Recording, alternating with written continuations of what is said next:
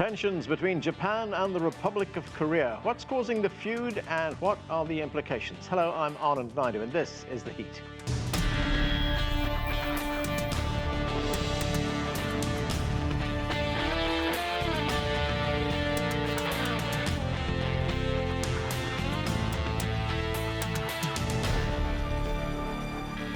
Japan and the Republic of Korea have had a strained relationship that goes back for decades and beyond.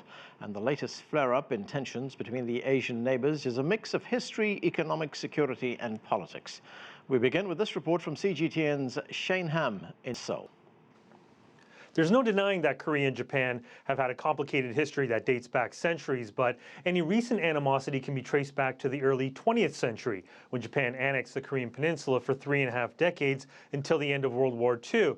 That's sort of what underlies the current flare-up between the two countries. Now, fast forward to late last year when South Korea's highest court ruled in favor of reparations for South Korean laborers that worked at Japanese companies during the war, which they say they were forced into rather than of going voluntarily. And since that ruling, we've seen Japan restrict the export of 3 chemical materials used to make high-tech products like semiconductors and displays, both of which are key, vital industries for South Korea's economy.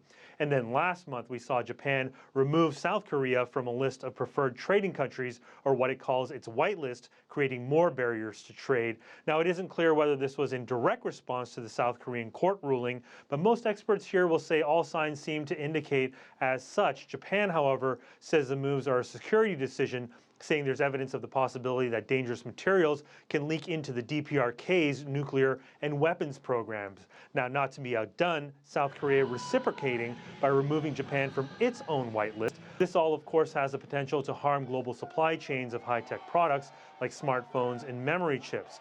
Now, here in South Korea, we've also seen widespread social movements to boycott Japanese-related products, most notably Japanese-made cars, for instance. Also, retailers like Uniqlo have been targeted, and South Koreans traveling to Japan, that number is also down.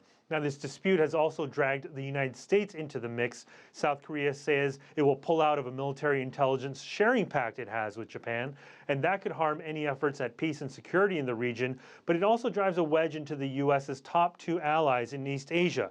So how will all this play out? This has now expanded to become as much a political issue than an economic or security issue, and neither side is willing to budge at this point. So the only thing that's certain is that it's going to take grand measures from both sides to undo a lot of what's transpired the past several months. Otherwise, this may be the new normal for relations between Seoul and Tokyo in the months and years to come. Hahm, CGTN, Seoul.